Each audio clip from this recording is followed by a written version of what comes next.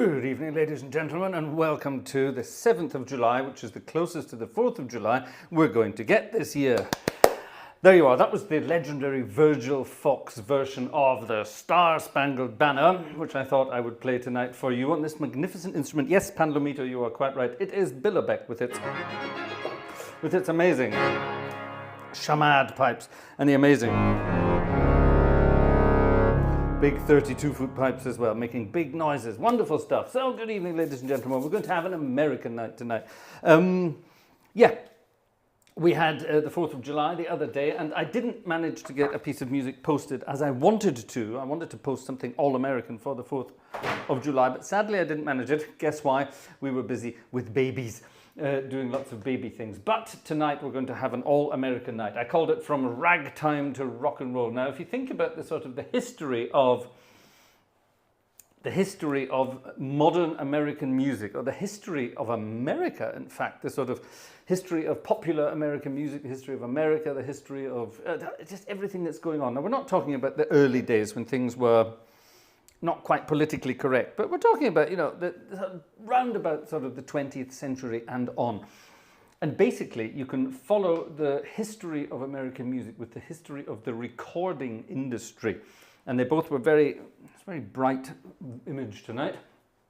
I think I've set the ISO on the camera slightly wrong. It's a bit bright. We'll get Vanessa to change that when she comes up. It looks okay on my monitor, but it looks very bright on the stream monitor. Oh, I'm sure we can play around with it. Anyway, I hope you're all doing very well. So we're going to have a sort of an American night tonight, looking at the history of popular American music from the early ragtime days right up to sort of good old-fashioned rock and roll stuff. There'll be some 60s stuff in there, some 70s stuff in there. I doubt there will be any 80s or more modern stuff in there, quite simply because I'm not into that kind of music.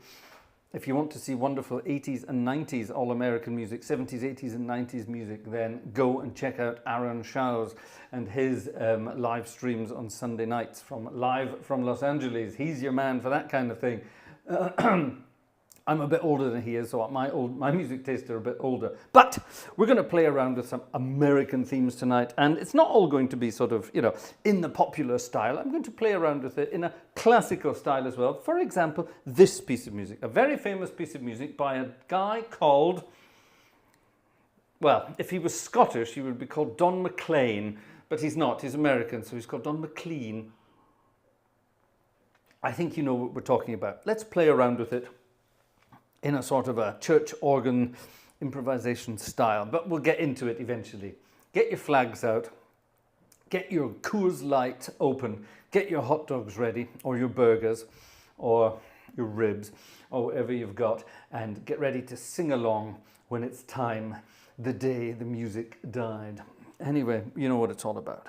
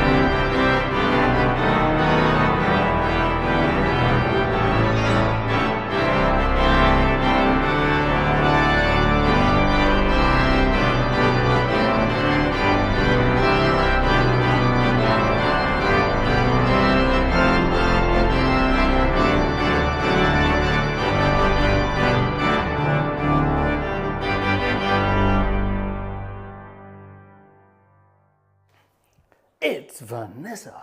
Hello. There you are. Bye bye, Miss American Pie. Chevys and levies and whatever.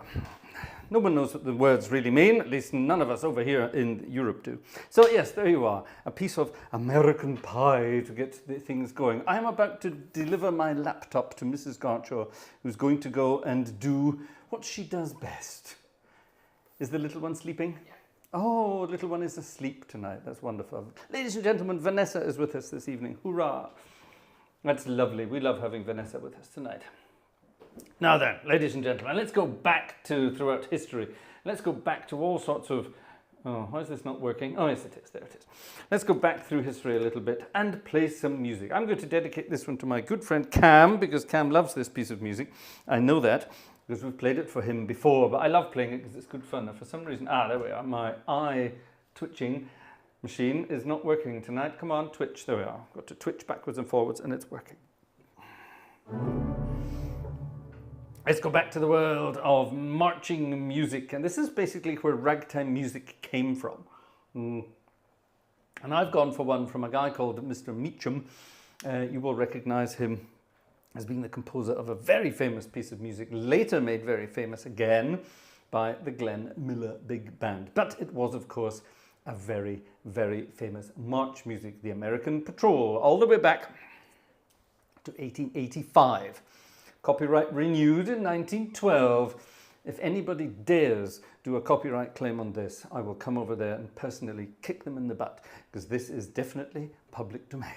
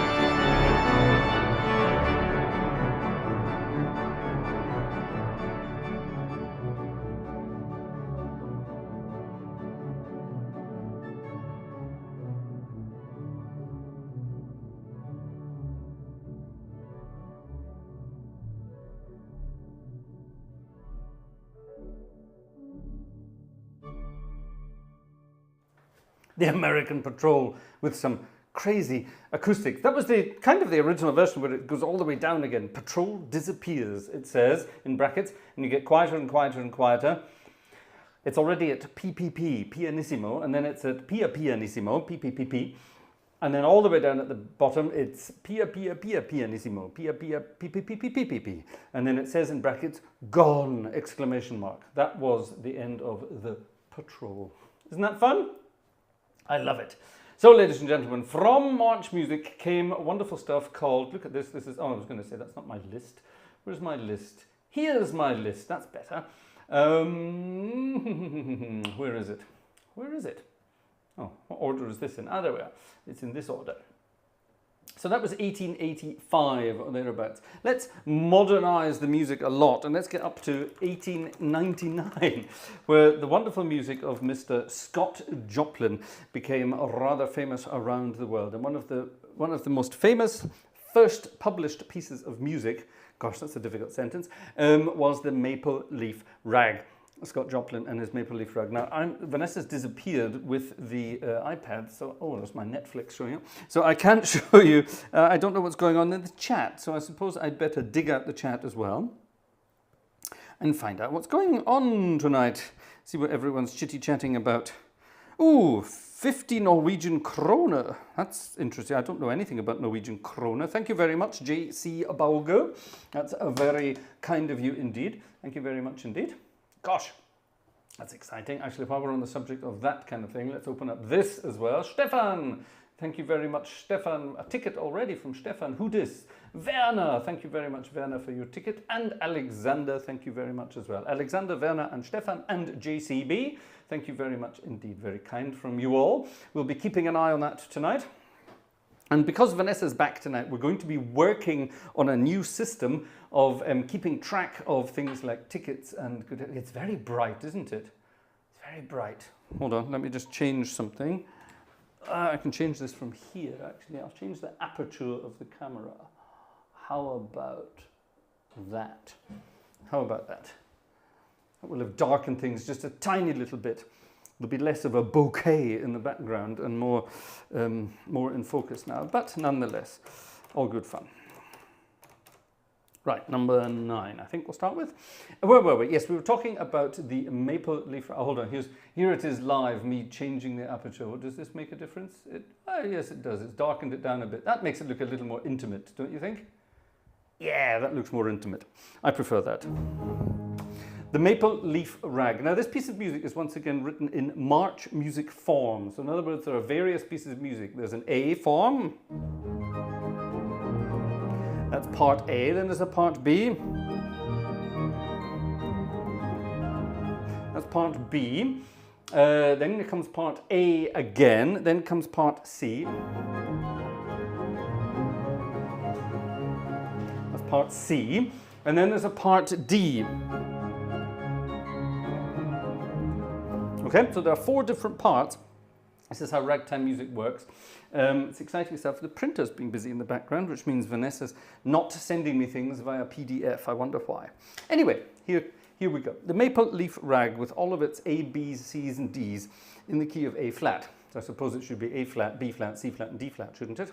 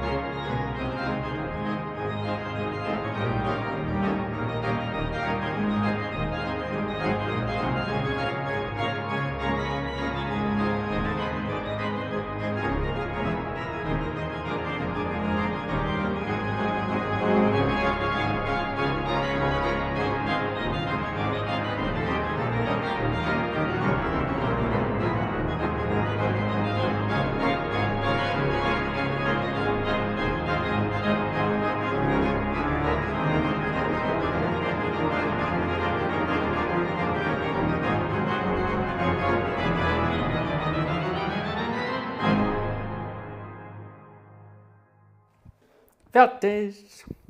A touch there of the maple leaf rag. I'm sorry, there was a computer error in the background. I don't know if that came through in the recording. It came through there, but my PC was going blip, blip, blip, blip, blip, blip, blip in the middle, and notes were missing while I was playing. Very strange. Haven't had that for a long time. I suspect it's the rather annoying world of Windows updating itself. Windows being a real pain in the butt, as we know. Now, recently I have played some other pieces of music by Scott Joplin, and they're absolutely great fun. Here's one that I didn't know until about a year ago, or maybe slightly more now. A wonderful piece of music given to me by Steffi Wunderlich. Now, that's Alexander's daughter. And Alexander's always here, Steffi's here as well. And Steffi is currently learning to play this kind of music on the organ. Exciting stuff. But she introduced me to this piece of music all the way back in 2022, 2021. And this is a very modern piece by Scott Joplin. It's from 1900. It's a whole year older than the Maple Leaf Rag. It's called Swipesy, and it's not actually a ragtime march at all. It's a cakewalk. And a cakewalk was a politically incorrect, nowadays, dance. Let's just leave it at that. Incredibly politically incorrect nowadays, but back then, great fun indeed. Slow is the way this is to be played. This should not be played quickly. Let's find out. Swipesy, it's called.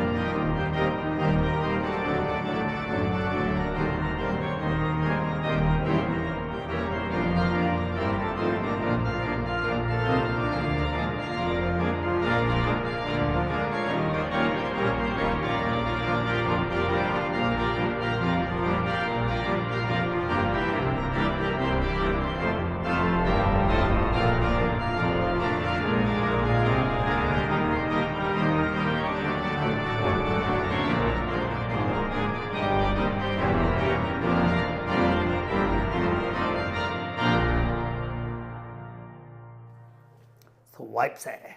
Swipesy, what a cute little piece of music. And these pieces of music, they do have to be played a lot slower than you think. Everyone plays sort of ragtime music at a hell of a speed, which is fine if you're playing ragtime music like this. Shall we play this? What key is it in? I keep forgetting. It's in C minor. Right. Ladies and gentlemen, copyright claim number 3 for this evening coming, The Temptation Rag by Henry Lodge.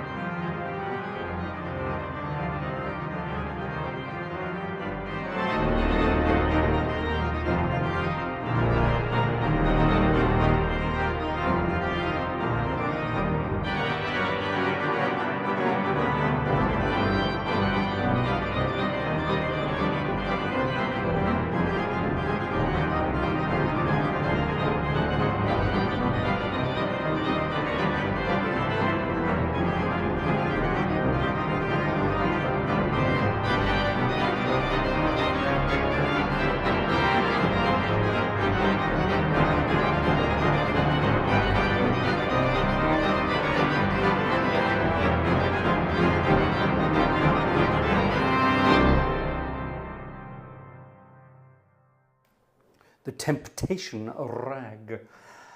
I used to love playing that on church organs, on theatre organs, all around the world. It's just marvellous fun. All kinds of ragtime music is great fun to play, and this is no exception. Now, is ragtime music always upbeat, yat-da-da-da-da-da, boo kind of music? No. It can also be very slow and very gentle. It doesn't even have to be in 2/4 time or 4/4 time. It can be in 3/4 time, a waltz. And this is a piece of music that Steffi Wunderlich will do very, very well indeed, because she's learning to play it herself. It is a concert waltz by none other than Mr. Scott Joplin back in 1905. This one, Bethena, it's called, a concert waltz. It's rather lovely. I'm actually going to dedicate this one not only to Steffi, but to our friend Kai from Berlin. Is Kai from Berlin there? We haven't seen Kai for ages. And many years ago, Kai requested this. And I think it's the first time I played it on the channel. I played it for Kai. So tonight, I'm playing it for him again. Bethena.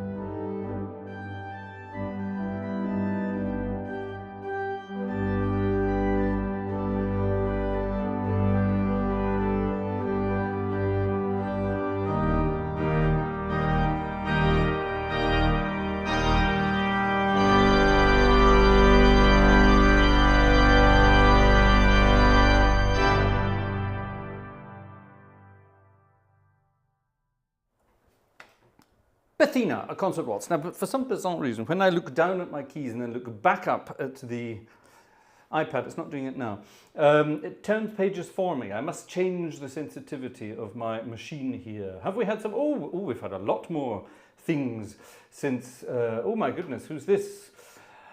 Oh, Rasbaz, thank you very much indeed, very kind of you. Philip, thank you very much, Philip. Who dis? Gabor, thank you, Gabor, very kind. Ian, thank you, Ian. Here's another one from, I know who that is, but I'm not allowed to say the real name. Urza, thank you, Urza. That's very kind of you indeed. And there must be more somewhere there because, hold on, this is coming. My tick. There's Alexander there. That's why we didn't get that. He's gone into another one with someone else. There we are. Wonderful. Thank you very much indeed. Very kind of you indeed. Tickets galore. Well, did I say tickets galore? 1, 2, 3, 4, 5, 6, 7, 8 tickets tonight. And our friend with his Norwegian krona. Thank you very much indeed. Very kind. Right, that, ladies and gentlemen, is the ragtime world. I could go on and play ragtime all night, but it's already almost 11 o'clock, so we must move on. What happened to ragtime? Ragtime evolved, and it evolved into something rather wonderful. Now, ragtime was, it was a sort of a military band-based and piano-based music style. Now, it was piano-based because in those days, pretty much everybody had a piano in the house, and rich people had to play a piano in the house. There was a piano that played itself with those musical rolls. But pretty much everybody, didn't matter what class of society you came from, pretty much everyone had a piano in the house. So they played popular music of the day, so in other words, this kind of ragtime music, and had great fun doing it.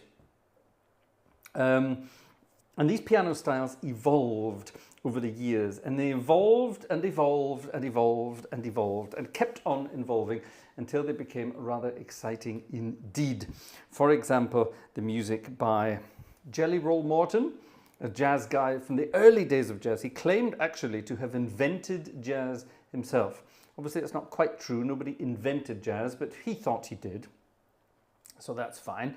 Why not? Anyone can claim whatever they want to claim, I suppose. If no one's there to unclaim it, then why not? But he claimed to have invented jazz, which is obviously rubbish, but nonetheless good fun. And no, not that. Heavens above, I'm not very good tonight with my technology. It was working beautifully before, and now for some reason it's not working. There we go. Here it is. Right, let's nip up to the end of this book here to where we find... I've discovered how it works properly now, and it's really rather exciting. But I can get this to work. There it is. Perfect. And the music of Jelly Roll Morton. That's what it's Vanessa, surprising me. Hello. You sneaked up the stairs very quietly there. She's a ghost, ladies and gentlemen, a spectre. She's a Rolls-Royce spectre. I beg your pardon? Management is making a complaint. Why? What didn't I play? What? Yes, that's coming tonight, isn't it? Have you sent it to me again? No. To play? No. Why not? Send it over here to the 7th of the 7th. I haven't played it yet, no, but tonight's rock and roll night, so it will come in. Ja, aber du hast das schon auf der Liste. For tonight? Nee, nicht für heute. Yeah, well, put it on tonight's list then. Jetzt muss ich das auch noch für dich nochmal machen. That would be very kind of you. Thank you very much indeed. I was going to say castrated, but no, that's not the right word. I'm being, I beg your pardon? I'm in trouble, ladies and gentlemen. I forgot to play something for Uzamayor. But it's coming tonight. It's a rock and roll night later tonight, so it's going to come tonight. Put it on the list for tonight and I will get it. Oh, Vanessa's entering the room, ladies and gentlemen. She's entering the room. This is amazing. What's this? That's got nothing to do with America. Who's this for? Somebody sent this, right? It's got nothing to do with America, but we might play it later as a spontaneous request. I see. All right. Back to the world of Jelly Roll Morton, who claimed to have invented jazz. Now, Jelly Roll Morton started out life in the South, in New Orleans. And let's doing it again. And over the course of his career, he sort of gradually moved north via Kansas City, which they all landed. Everyone landed in Kansas City. Why did everyone land in Kansas City? I don't know. Actually, I do know. Think of the country going that way. Think of the country going that way. You pretty much land in Kansas City, at least from the roads and rail network of the day. Nowadays, I think it would be St. Louis, but never mind. Anyway, Kansas City in the middle. And then eventually they wandered on up to Chicago. So Nancy, this one's for you. This one's for you. This is the Wolverine Blues, named after the Wolverines. Nancy, in the chat, who are the Wolverines? Tell us more.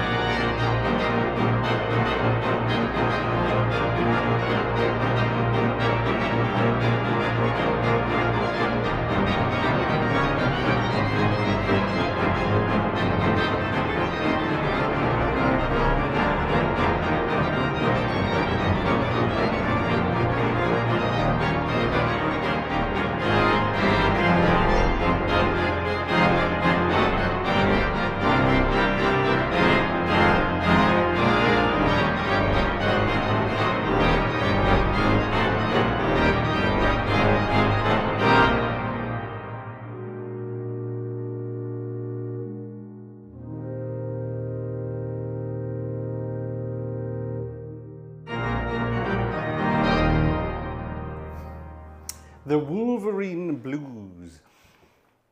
Now, Nancy correctly said the Wolverines were a jazz band. That's correct. It was Jelly Roll Morton and the Wolverines. But also, weren't the Wolverines something sporting? Wasn't that the sort of the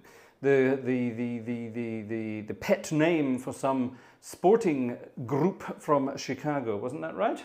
Nancy, tell me more, tell me more.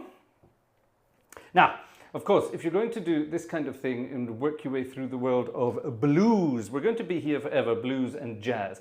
However, we're not going to do the Fats Waller stuff tonight because we do Fats Waller on regular other things. But eventually, the world of blues became popular. Now, blues music was a completely different kind of music that came from a very different tradition. The marching bands and the old Civil War stuff, the abolishment of slavery, the abundance of musical instruments lying around, they all led to jazz music sort of forming. And all these people coming out of the woodwork, basically learning to play these instruments, teaching themselves to play these instruments, and learning to play jazz music on them. And this music required form, and these musical forms were, like we've had up to now, these march-based forms, but they could also be blues-based forms. Now, where the 12-bar blues actually comes from, we don't really know. Muso-ethnocologists will tell us it came from blah, blah, blah, and they'll go on for days and days and days telling us exactly where it came from. We don't know because we weren't there. We didn't have a time machine, or we don't have a time machine, so we can't go back and find out. However, the blues itself evolved out of various different forms, and one of those forms was what was just called the shout, and it was basically a singer. Now, I am not going to sing this, but this is another Jelly Roll Morton number. Excuse me, and it's an old singing one that he did, and it came from this shout style where the singer would basically shout around, and the accompaniment behind it was quite bluesy in nature, but it wasn't actually called the blues yet. Until Jelly Roll Morton came along and started calling things by the name blues. This is his Whinin' Boy or Winin' Boy blues.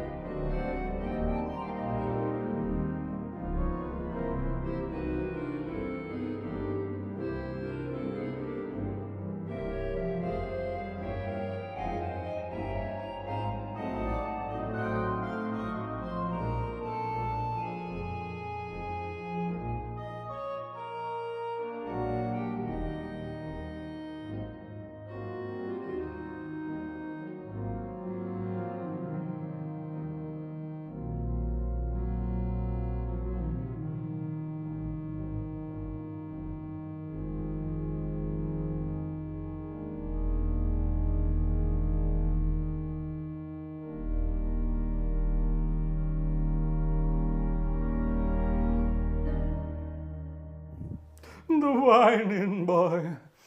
That's basically the way he sung it as well. Jelly Roll Morton sang that one. It's not very often he sang anything, but he sang that number for fun. Now, we're going to skip a whole lot, and we're going to disappear into the world of, well, we're going to move forwards quite a bit, actually.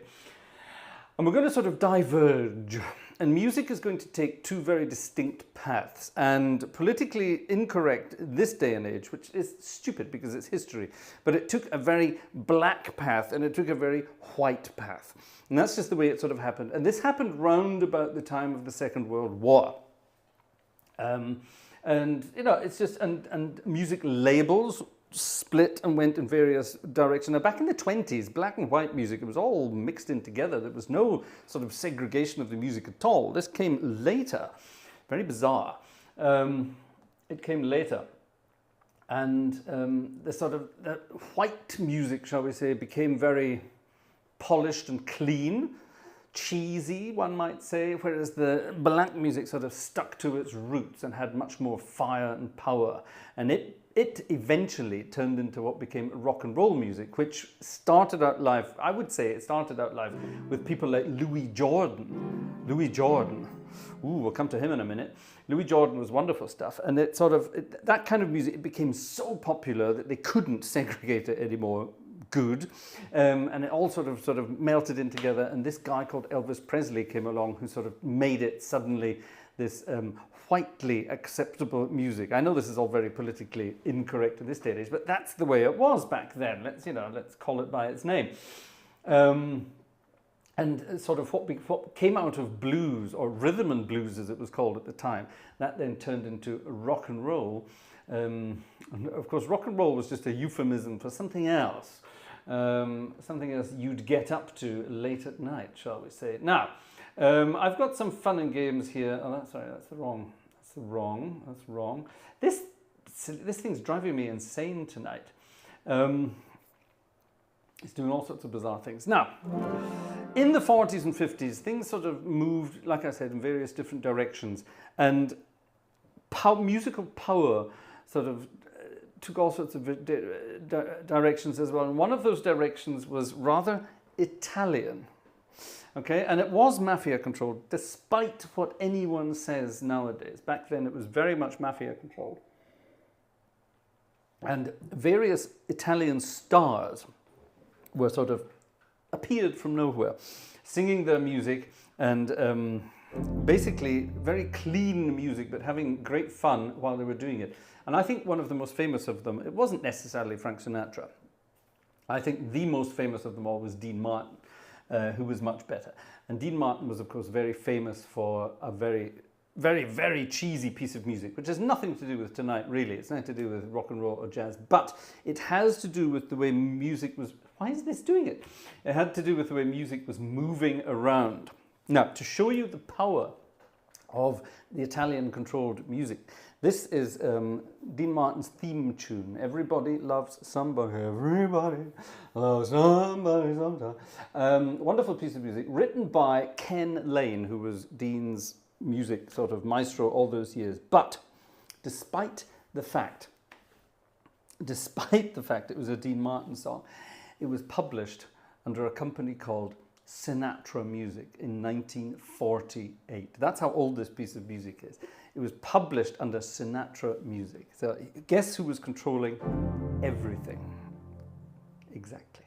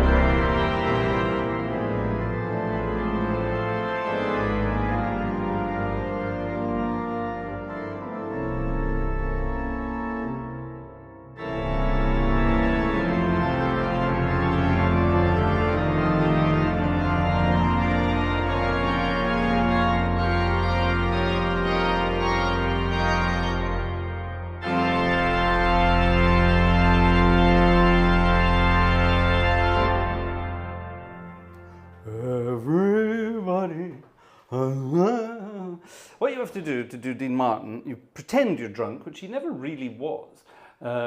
Yes, he enjoyed a drink, much like we all did, but he was not a drunk as he was portrayed. At least, not always. Now then, we're moving. So that was, let's just loosely say that was going off in the white direction. Let's go back the other way and let's go to a chap called Louis Armstrong. Very important. Now, Louis Armstrong was very much around at the beginning of jazz down in New Orleans, but thanks to very clever management and a very clever Mrs. Armstrong, he sort of made his way in and out of the jazz world throughout his life and into the very, very popular world as well. And he performed a song that became a rock and roll classic, but he was the first to perform it. The words are rather bizarre. I found my thrill on Blueberry Hill, when I found you. The moon stood still. What were they doing on Blueberry Hill? And lingered until my dreams came true. Gosh. The wind in the willow played love's sweet melody. It's getting naughty, isn't it? But all of those vows we made, oh, were never to be. Did she stand him up? Though we're apart, you're part of me still, for you were my thrill on Blueberry Hill. Now that, to me, sounds very much like a quickie, if anything else. So, a very famous piece of music, originally performed by the wonderful Mr. Louis Armstrong. Louis Armstrong's voice, by the way, his legendary voice, was allegedly the result of throat surgery that didn't go very well. Do we believe that? We don't know, but it certainly made him very popular around the world. Let's see if we can find our thrill on a Blueberry Hill.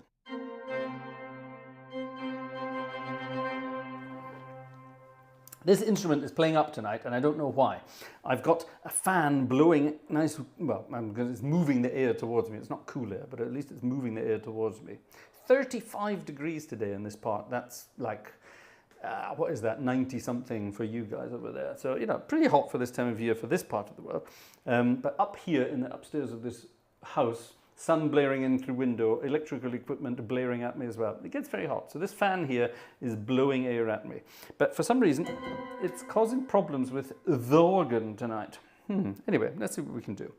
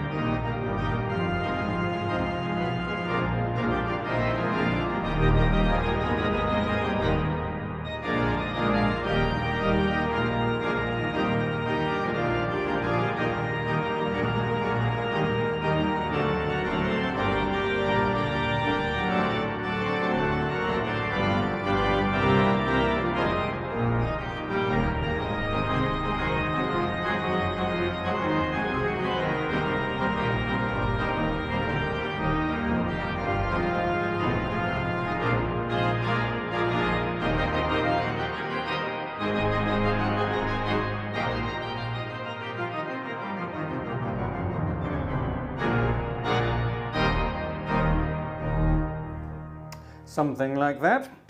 Blueberry Hill. Yes, naughty, naughty, naughty. If you analyze this kind of music, it is actually pretty much all about naughty things, isn't it? Here's one that's not all about naughty things, and it's rather good fun. This is an absolutely terrible version of it. What on earth is this? That's a very bizarre version.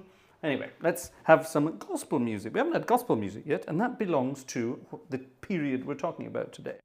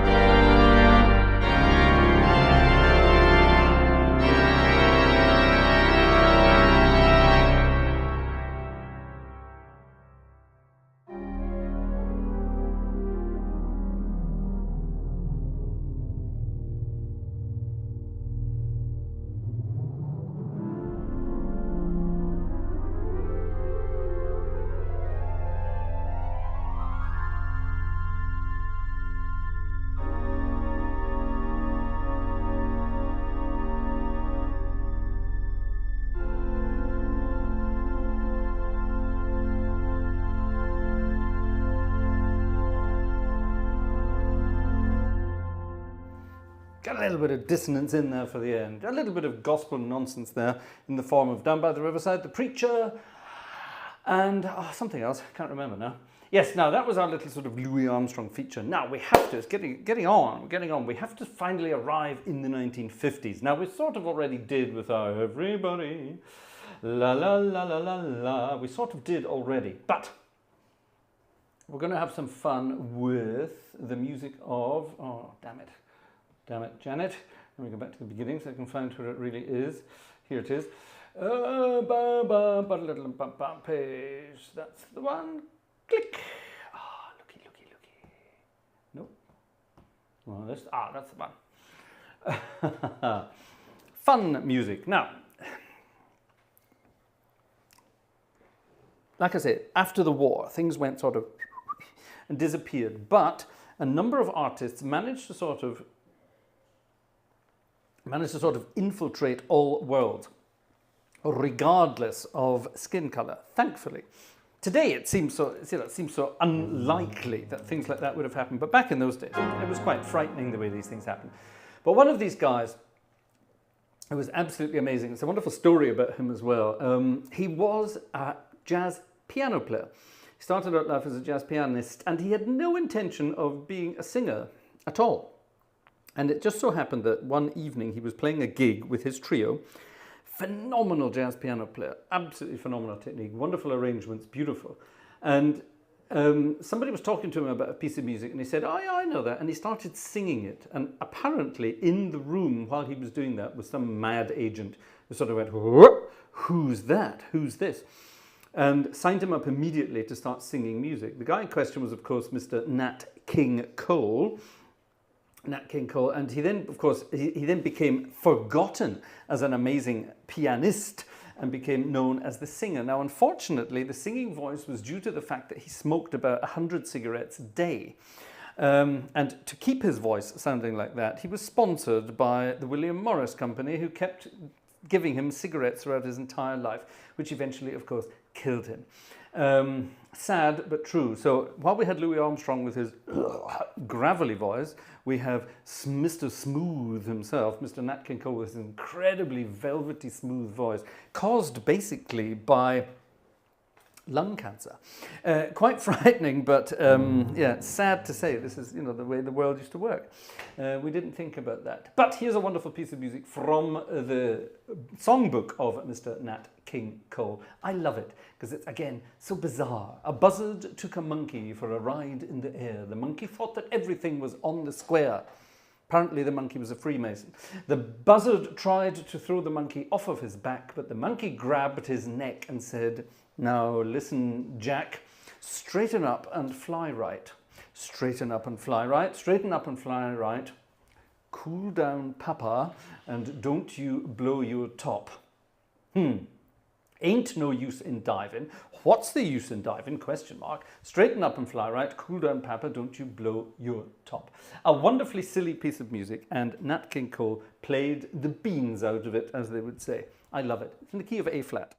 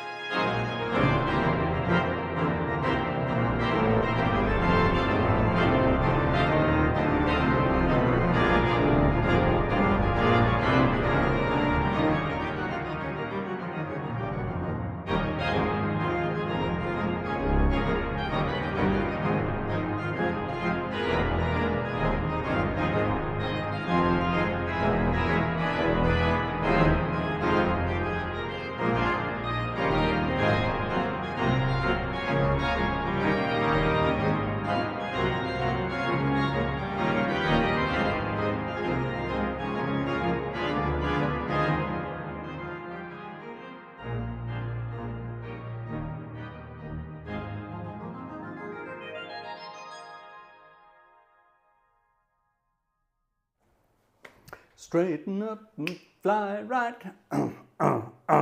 Keep your wings level, says Cameron Platts. Yeah. Joe, straighten up and fly right, an African story. Ooh, Joe, tell us more. Sounds interesting. Ooh, we have another ticket. We have another couple of tickets here since I last saw Jerry. Thank you for your ticket. Very kind of you indeed. Thank you. Thank you, Jerry. Who is Nancy from Chicago? Thank you, Nancy from Chicago. And Bill. William G. Money a mickle makes a muckle. Well, that's true, actually. I'm sure it does. I just wish I had more of a muckle. And so on and so on. Anyway, no, thank you very much. Very kind of you indeed. Thank you for the extra tickets. All good fun. Is Vanessa still in the chat? Oh, yes, she is still in the chat. There she is. There we are. What on earth is that? Right, off you go. Something just happened. I pressed a button and something went crazy. The chat isn't playing up tonight for the first time in ages, so that's rather good. Now, ladies and gentlemen, we're going to change organs. We've been hanging around on a church organ for most of the concert this evening, but for the kind of music that's coming up, we need a theatre organ. We need bells, we need whistles, we need drums, we need cymbals, we need pianos. We definitely need pianos because we're heading into the world of boogie, woogie and rock and roll. And obviously we're heading into bizarre music like Jerry Lee Lewis and his great balls of fire. Yes, we're talking of balls of fire and not... Anyway, never mind. You know what I mean. It's all boogie-based stuff, but it's all blues-based as well. So while the organ loads up, we will talk about this. Jerry Lee Lewis only died recently. He was one of the founders of rock and roll, I would say, along with Little Richard. Elvis Presley, of course, Carl Perkins. And I think actually Johnny Cash for a while, although Johnny Cash went off into the country world as well. Roy Orbison was around at the beginning. A lot of those people were sort of around at the beginning. And they all went off and did their things, but Jerry Lee Lewis was practically the only one who stuck to his guns and stayed true to his amazing boogie-woogie style. Now, we had a very interesting way of playing boogie-woogie. Now, let's get a piano here. There we are. There we are, we have a piano. Now, a boogie-woogie sort of thing would be...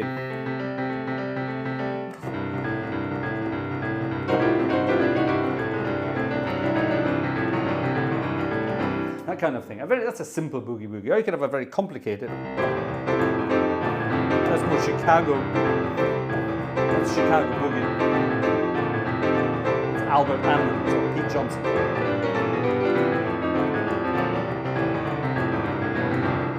Okay, it's got that sort of swing to it, but your man here, Jerry Lee, would have been keeps it nice and straight.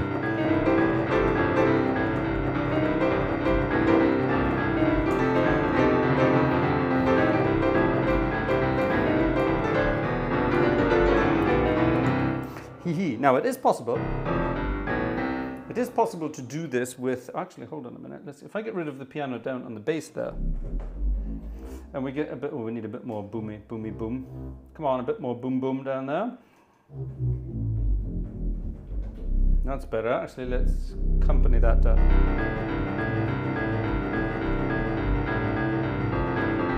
That's better.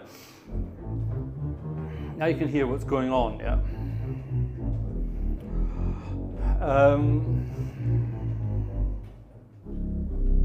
Now, technically speaking, this is where it gets a bit difficult. Now, boogie woogie on its own is quite difficult. So your man here with his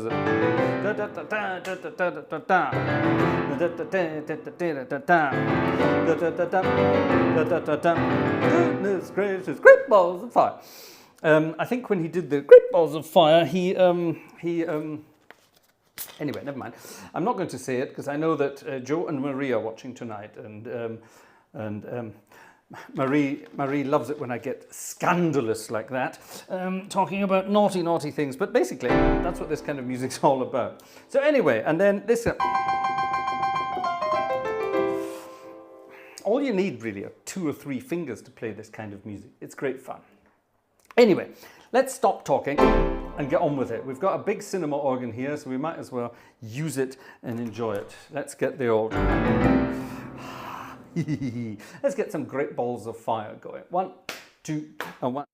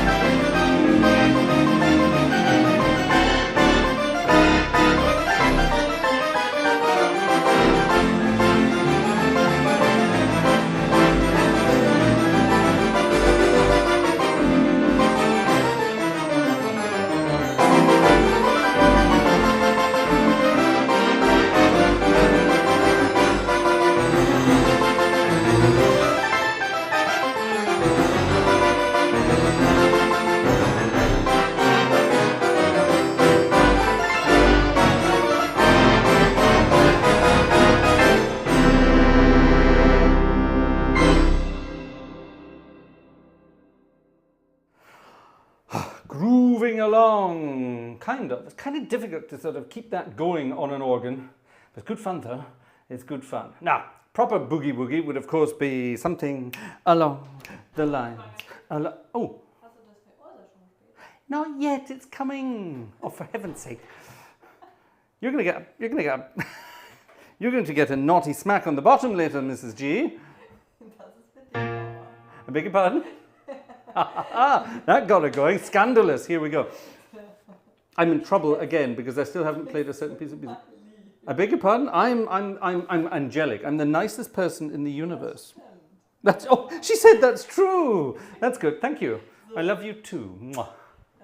Spielst du auch was aus dem braunen Buch heute? Mm-mm. Nee, heute nicht? Okay. Not tonight. Am Sonntag dann wieder. Definitely, yes. On Sunday, we'll be going back to a more traditional program involving hymn tunes and brown book magnificence and all that kind of stuff. Okay. That will be coming on Sunday. Tonight's going to be very much our sort of rock and roll-y stuff. How are we doing on tickets tonight, Vanessa?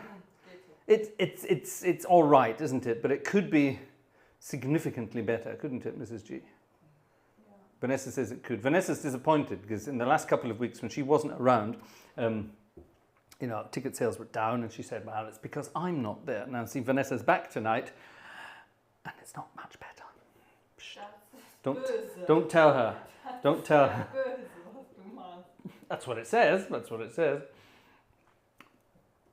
Right, now, the world of rock and roll music is absolutely wonderful stuff, and there's a lot of music that we can play. Oh, she's gone. She does this. She appears out of nowhere and she disappears into nowhere. I don't know how she does it. The door to this room it's a very small door. You know, it's not wide. It's an Alice in Wonderland kind of a door. You have to eat mushrooms to get through the door, really.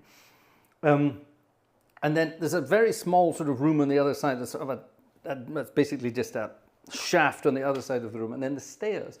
So I don't know how she did it. She was standing in the doorway. I turned here and turned back and she was gone. Now that's impossible. I don't know how she does that. She's magical. She's magical. Right. Now, lots of piano goodies were going on while rock and roll took shape. And like I said, we had the two different directions, but the directions they gradually moved back together again. And one of my favorite guys from this period is, of course, the legendary Mr. Ray Charles. Now, we love Ray Charles. We love Ray Charles to bits. I have personal experience of Ray Charles. And an absolute pig of a man to work with because he was such a perfectionist. But, oh my goodness, it paid off because his music was absolutely perfect. Absolutely perfect in every way. Let's see if we can put some of the fun music from Ray Charles up on the organ. Is this going to work? I'm not terribly sure. I think we need to get do we need to keep the piano?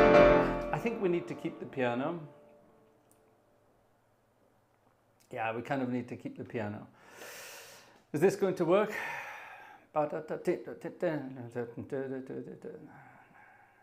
It could work. Yeah, it could work. Let's see if it works.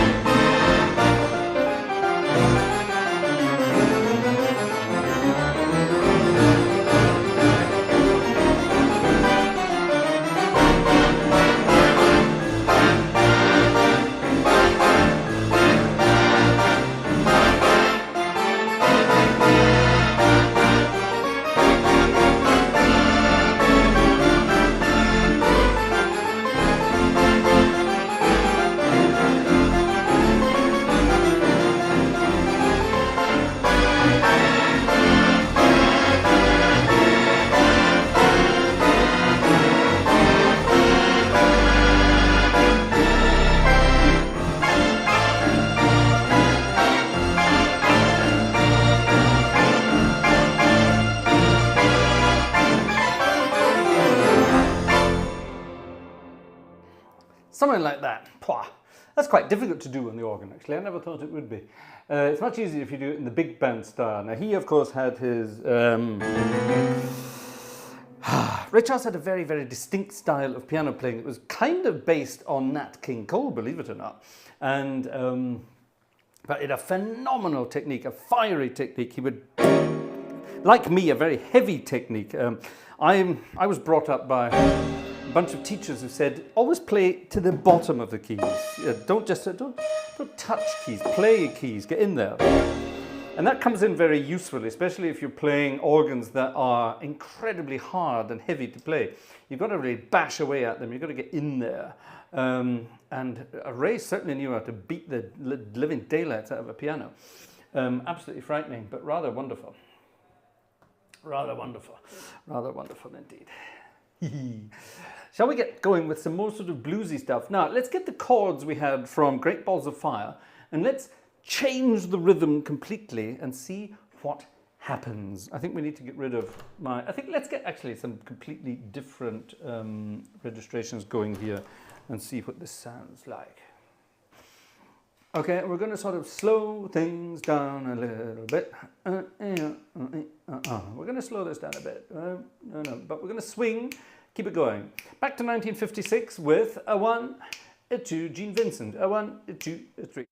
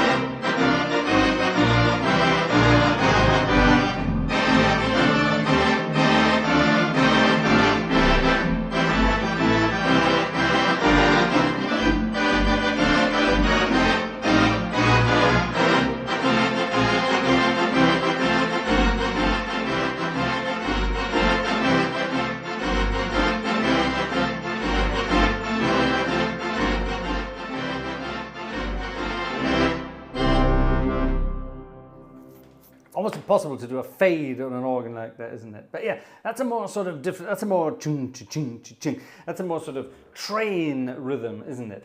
That's, yeah, absolutely wonderful stuff. Absolutely wonderful stuff. I love that kind of music. I was brought up in a household. Now, my mum and my dad had very different musical tastes. And, but we had, there's Great Balls of Fire again. But we had some great fun in our house because there were all kinds of music going on. Actually, let's have that.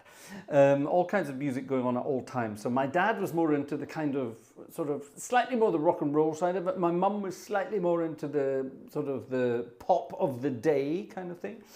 Their tastes did sort of meet in the middle from time to time. Particularly when it came to the 1950s. And I think you will all recognize this one. In the key of G, it's a very happy tune. Sadly, the person who sung it didn't have a very happy end.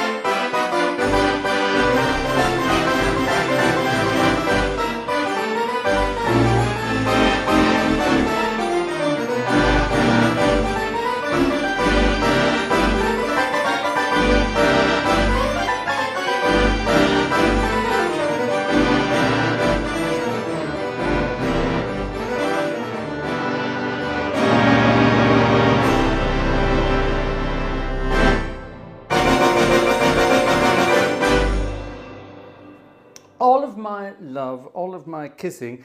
Ooh, you're gonna see what you've been missing. Oh boy. When you're with me, oh boy, that'll be the day, hey, hey, that I die. Yes, it was very, very prophesying of him to have sung that song, wasn't it? Yes, yes, yes. Right, oh, now here, in this little book here, we've got some rather good bits and pieces going on here. This one. I should have my proper glasses for this one, really, shouldn't I? We've got to get the old... We've got to get the old sort of hiccuping voice going for this one. And you know what's coming, really, don't you? If you knew a Peggy Sue, then you'd know why I feel blue about. And get the sort of the hiccuping going. If you can do the hiccup and sing at the same time, then please try. I'd be very proud of you if you can.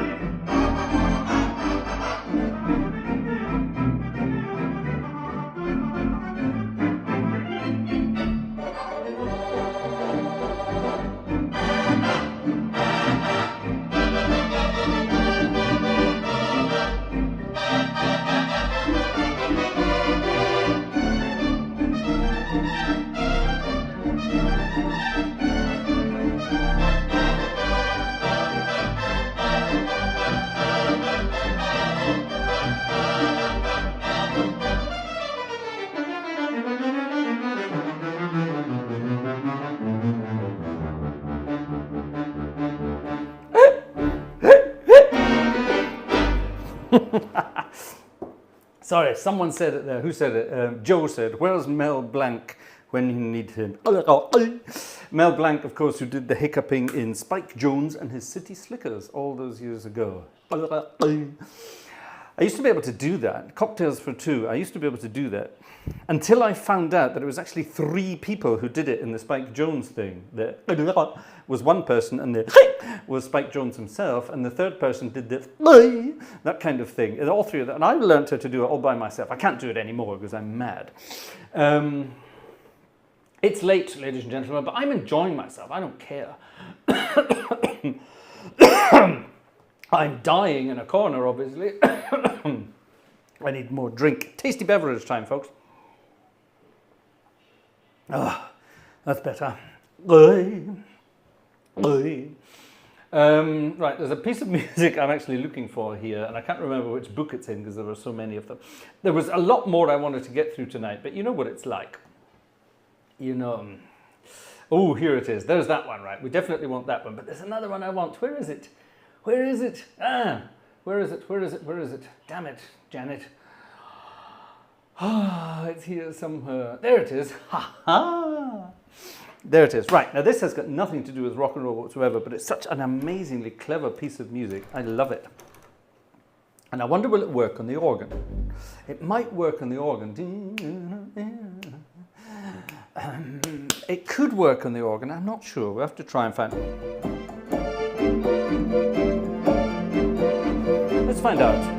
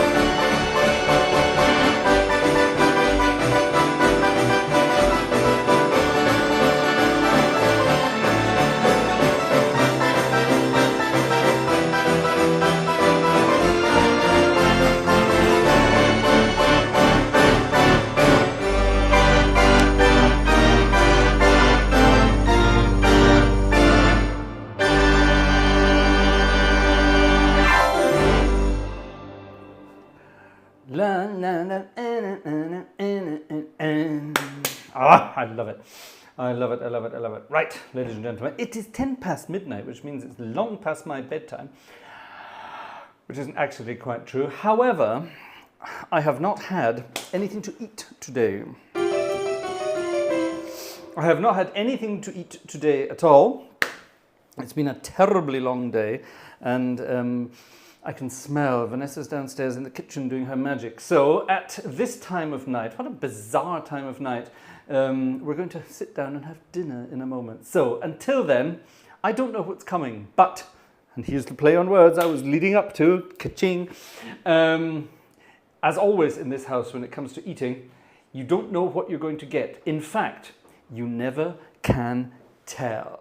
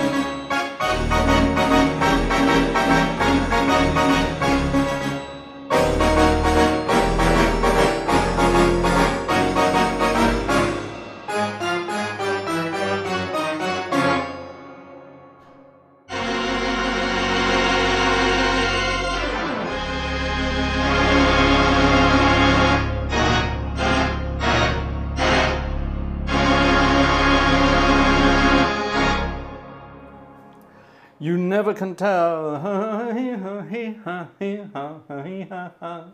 Wonderful piece of music by Chuck Berry. Another piece of who was very difficult to work with.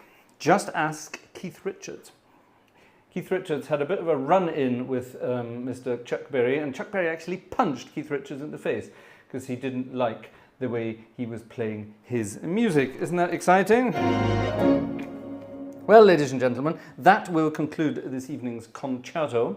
How are we doing on the old extras? I see Urza Maya was going bananas there in the background, buying little treats from the world of, what's it called? Super Chat. Thank you very much indeed, Urza Maya. Now, it was Urza Maya who requested that music, the old Pulp Fiction music there.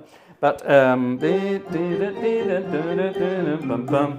wanted to add that as well, because I love the music. Any of the music any music put in a film by Quentin Tarantino is good by me. He knows his music and he really knows what to do. 2 filmmakers from the past. Here, this is one for Aaron Shahs. And don't forget, go and watch Aaron and his wonderful music, his wonderful videos. He'll be back on Sunday with one of his live streams. He's based in LA, so it's, you know, at crazy times in the morning for us here. 2 o'clock in the morning for me, 1 o'clock in the morning for people in the UK. Monday morning, that's a bit tough. But wonderful stuff. And he, you know, he sits at a wonderful 4-manual church organ at home in Pasadena. At home in Pasadena. And he does wonderful stuff, playing all this kind of music on organs, and he really deserves a lot more audience participation. So go and check him out. It's wonderful. It's incredibly good fun. And he's a wonderful guy. But he is involved in, well, he's in Hollywood because it's film music time, isn't it? And filmmakers who use good music are good in my book. So Quentin Tarantino, his music is of course amazing. But Quentin Tarantino learnt a lot about the importance of music from, at least I think, this is only my take on this. If anyone knows Quentin Tarantino, then please ask him. I think he got his use of music being part of the film, music being one of the major roles of the film. I think he got that idea from Jerry Lewis, not Jerry Lee Lewis, but Jerry Lewis, the comedian and filmmaker, because Jerry Lewis had an incredible use of music in his films. Check them out. He always involved Count Basie in his films, which is basically good for me as well. I love Count Basie. And Jerry Lewis, and Count Basie were very good friends. But wonderful stuff. But the music in Jerry Lewis films is as important as everything else. And I have a feeling that Mr. Tarantino got the idea from that. Let's go back to Louis Armstrong to finish off this evening's concert. And it is indeed, ladies and gentlemen, I think we need to enjoy it a lot more. It is indeed a wonderful world.